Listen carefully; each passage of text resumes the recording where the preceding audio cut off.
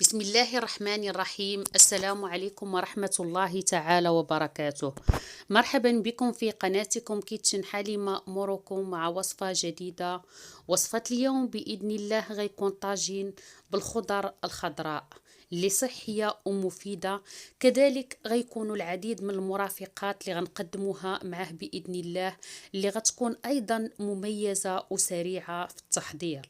فكنتمنى ان هاد الوصفه باذن الله تعجبكم وتنال استحسانكم، وتشاركوها مع العائله والاصدقاء ديالكم. كذلك تشاركوها في مواقع التواصل الاجتماعي لدعمي وتشجيعي، وشكرا لكم جميعا على الدعم والتشجيع.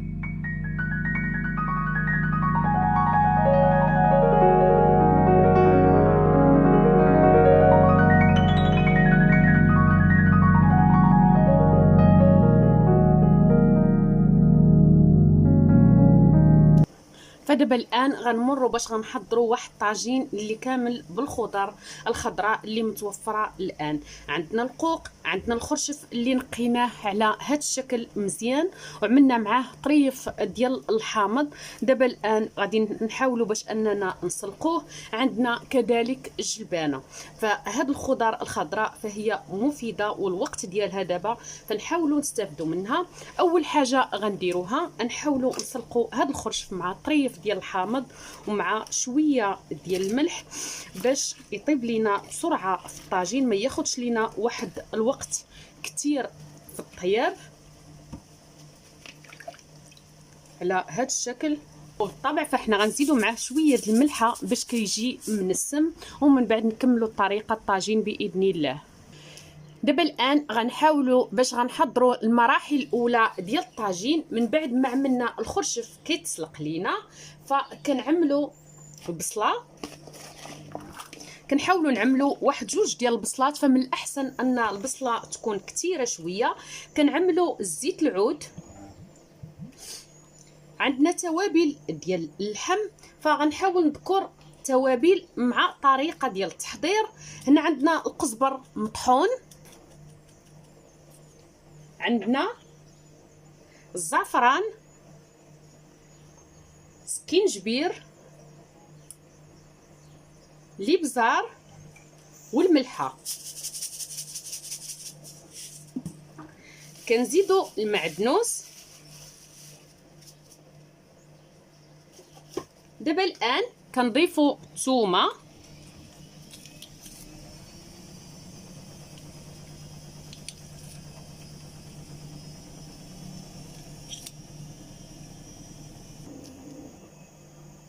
كنحاولوا نخلطوا هاد المكونات، البصله مع باقي المكونات. دابا الان كنجيبوا بالنسبه للحم المتوفر،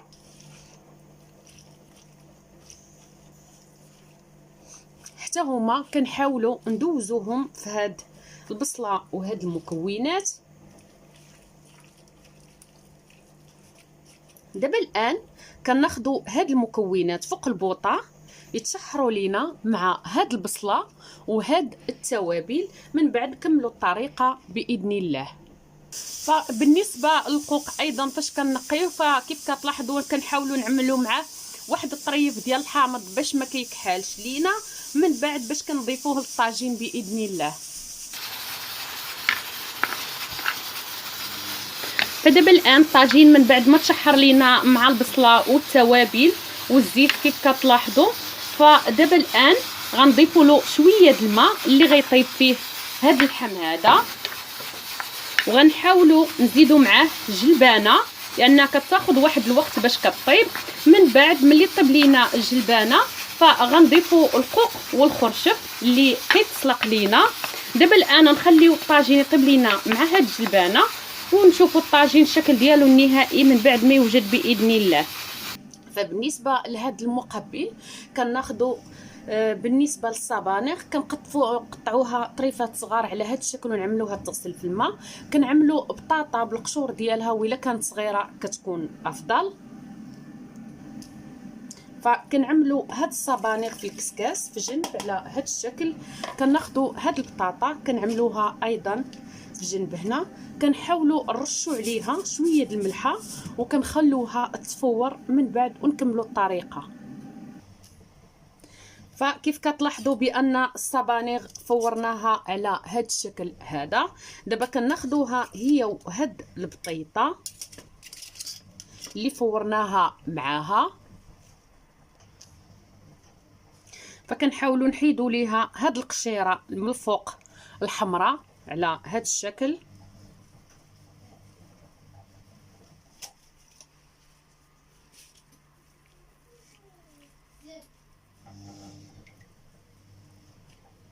كنخلو غير البطيطه مقشره على هاد الشكل. كناخذوا البطاطا الاخرى حتى هي كنقشروها بنفس الطريقه. بالنسبه للبطيطات كتلاحظوا فاحنا قشرناهم. دابا الان كنعملوا عليهم الكمون، الملحه، زيت العود.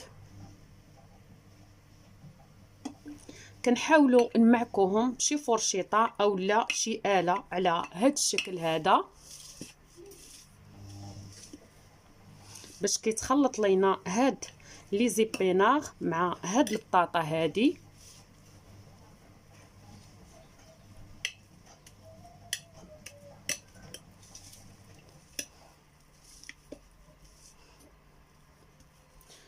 دابا الان كنحاولوا نخلطوهم مع بعضهم باش تنسجم لينا المكونات بالكامل ديالها على هاد الشكل. فالبطاطا ولي زيبيناغ كيجيو صحيين ومفيدين، ومع النسمه ديال الكمون وديال زيت العود فالمذاق ديالهم كيجي رائع. فبالنسبه لهذا المقبل ديال البطاطا والصبانغ فهو الان وجد.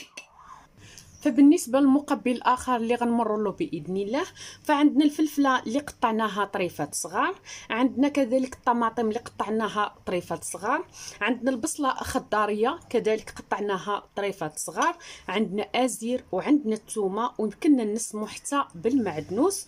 وبالنسبه للتوابل فعندنا زيت العود والكمون وعندنا الملحه وعندنا التحميره وشويه الحار.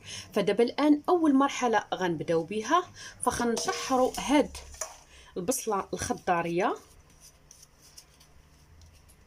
مع زيت العود ونكملوا الطريقه باذن الله. فمن بعد ما شحرنا البصله شويه كنزيدوا عليها الفلفله كنحركوها.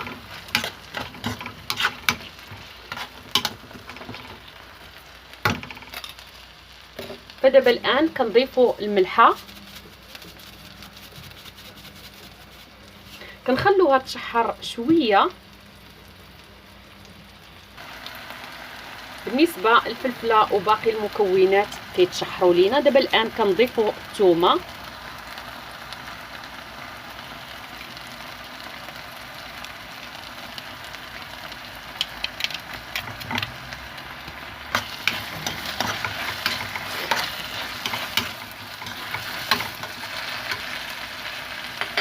كنضيفوا الطماطم اللي قطعنا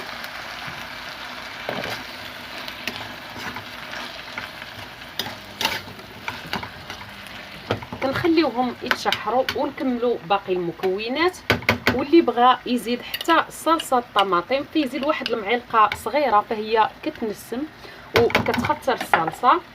دابا الان كنعملوا الكمون كنعملوا شويه د الحار فهو كيبقى اختياري. كنعملوا الفلفل الاحمر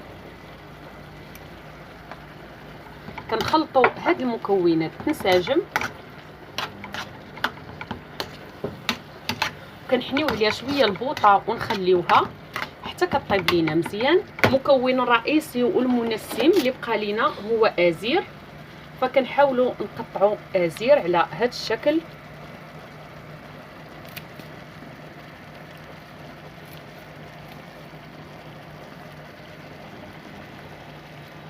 فهو كيعطي واحد المذاق رائع.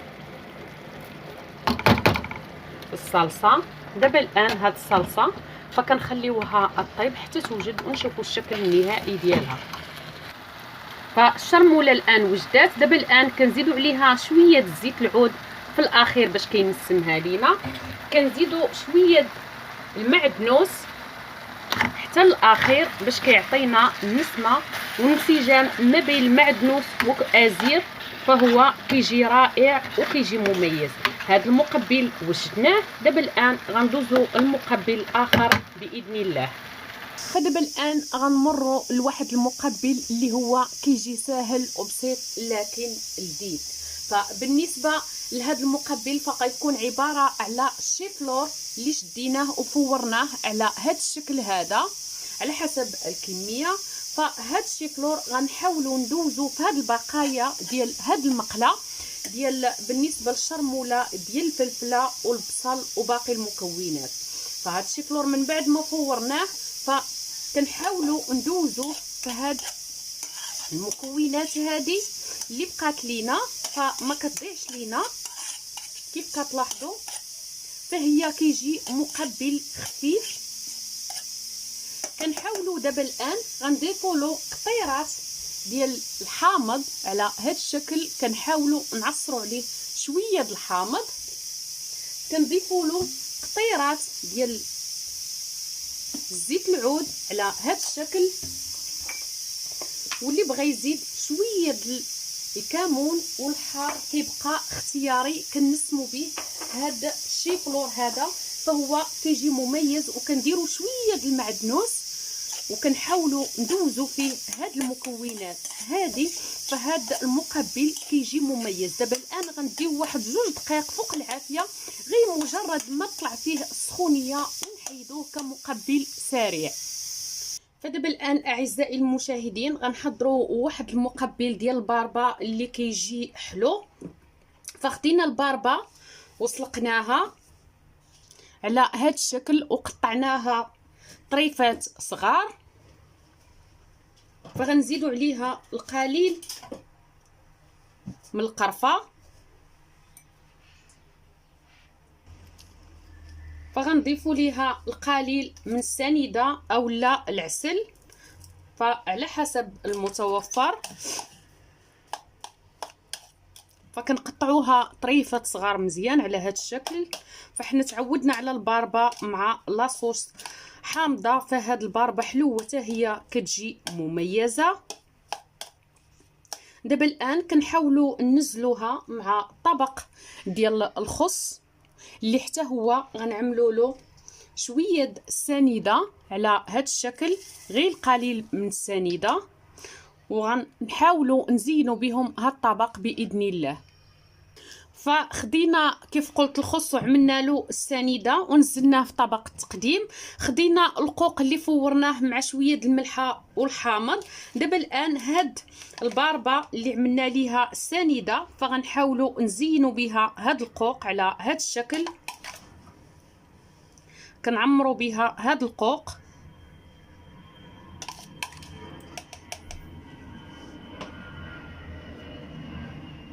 فدابا الان وصلنا لواحد المقبل اللي هو صحي 100%. فهذا المقبل هو البقوله اللي شديناها وغسلناها مزيان ونشفناها وقطعناها رقيقه على هذا الشكل هذا. من بعد فورناها مع شويه الملح وطريفات ديال الحامض باش كتجينا منسمه وكتجينا بنينه. دابا الان غنمروا باش غنحضروا ليها المكونات اللي كترافقها وكتجي منسمه معاها وكتجي رائعه 100%. فجميع المكونات غنحاولوا نذكروها ونعملوها مباشره. من بعد غنشحروا الكل مره واحده. فاول حاجه كنحاولوا نضيفوا الملحه. فاحنا فورناها بالملحه فما كنحاولوش نكثروا الملحه بزاف لاننا غنديروا حتى الحامض مصير اللي كيكون مالح. دابا الان كنضيفوا الحامض مصير على هذا الشكل.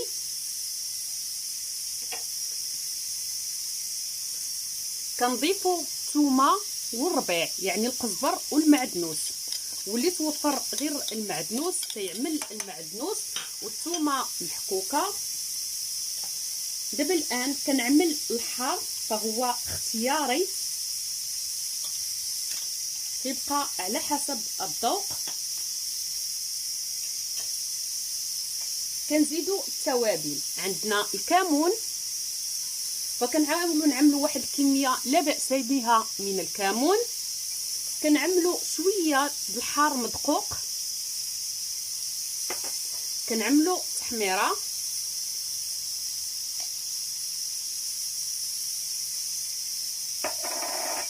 دابا الان كنضيفوا زيت العود، وبالنسبه للبقوله فهي كتبغي زيت العود مزيان، وملي نشحروها ونبغي ننزلوها في الطبيصلات فنحاولوا نزيدوا زيت العود من الاعلى ديالها. دابا الان كنحاولوا نضيفوا الزيتون، فانا عملت خليط ما بين الزيتون الاسود والزيتون الاخضر، فهما كيجيو رائعين في المذاق. بالنسبه للمكونات كامله عملناها ديال البقوله، فكنحاولوا نحركوا المكونات كامله تنسجم. فبالنسبه لهذا الحار فهو ما حارش بزاف، واللي كان عنده الحار فيخليه حتى الاخير عاد باش يديروا باش ما يحاولش يطلق له الحار. دابا الان كيف كتلاحظوا في المكونات خلطناها، فكنعملوا قطيرات ديال عصير الحامض. كنحاولوا نعصروا شويه د الحامض، قطيرات ديال الحامض، فكيزيدوها المذاق على الحامض مصير. دابا الان غنحاولوا نشحروها واحد 4 دقائق حتى ل5 دقائق، غير مجرد ما تنسجم لينا المكونات وكنطفيو عليها باذن الله. وهاد البقوله في المذاق ديالها كيجي مميز ورائع بهاد المكونات اللي ضفت ليها. فالان حضرنا المقبلات كاملين، فمن بعد ما غننزلوهم غنشوفوا كل مقبل والشكل ديالو النهائي باذن الله. فالمقبلات كيف كتلاحظوا اعزائي المشاهدين اللي حضرت معكم كاملين. فبالنسبه للقوق عمرناه بالباربه حلوه ونزلناه فوق الخص كذلك حلو. بالنسبه للبطاطا والصبانغ فعملناها عباره على طاغط وزيناها بالزيتون. فبالنسبه للبقوله كيف كتلاحظوا فالطريقه ديالها ايضا جات مميزه وجات رائعه ومختصره، لكن المذاق ديالها كيجي رائع. زيناها ايضا بشويه د الحامض وكذلك الفلفله. بالنسبه لهاد الشرموله ديال الازير فكيف كتلاحظوا فزيناها بعويدات ديال الازير، فالنسمه الازير كتجي مميزه ورائعه. كذلك الشيفلور فاحنا زيناه بطريفات ديال الحامض اللي كيجي كذلك رائع ومميز. كنتمنى ان هاد المقبلات يعجبوكم وينالوا استحسانكم وتحضروهم مع الاطباق الرئيسيه، فهما كيزينوا المائده وكيجيو رائعين جدا. فدابا الان غنمروا الى الطاجين اللي حضرناه مع هاد المقبلات باذن الله. فبالنسبه للطاجين كيف كتلاحظوا اعزائي المشاهدين اللي حضرت معكم بالخضر الخضراء ما بين الجلبانه والقوق والخرشف، جا رائع جا خاطر وجا مميز. زينته بقطع ديال الحامض على هذا الشكل هذا. فكنتمنى ان هاد الوصفه ديال الطاجين وهاد المقبلات اللي حضرت معكم تكون وصفه متكامله وتكون وجبه غنيه عن التعريف. كنتمنى تعجبكم ومقاديرها ايضا تنال استحسانكم وتشاركوها مع العائله والاصدقاء ديالكم. ما تنساوش ايضا تشاركوها في مواقع التواصل الاجتماعي لدعمي وتشجيعي. ما تنساوش ايضا لايك واشتراك والجرس ليصلكم جديد الوصفات. وشكرا لكم جميعا على الدعم والتشجيع، والى وصفه اخرى باذن الله.